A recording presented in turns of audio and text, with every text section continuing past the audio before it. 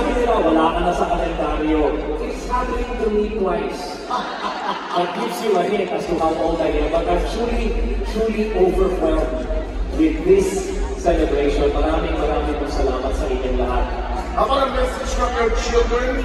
Kiana, go ahead, sweetheart. I just want to thank you, as always, for continuing to support me and just, you know, loving me despite everything. And you're the best dad a girl could ask for, and I love you so much. And I'm excited for more years to come because you're forever. You're mortal in Jesus' name. And because of that, you have your own career here in Los Angeles.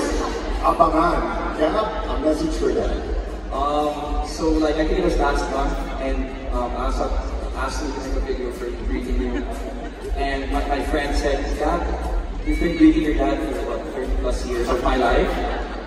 Hindi ka ba nauubusan na masasabi?" And honestly, and this is not any showbiz answer, this is from the bottom of my heart. With having a dad like you, hindi talaga ako nauubusan na masasabi. You have been the best, the greatest blessing to our family, you and Mom. And all I can say is that for the past 40 years of your career, you have been the staple, a pioneer in the industry.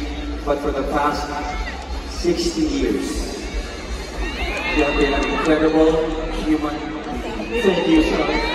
Alam mo bakit proud ako? You know why I'm proud to say he's 60? Why? Does he look 60? No!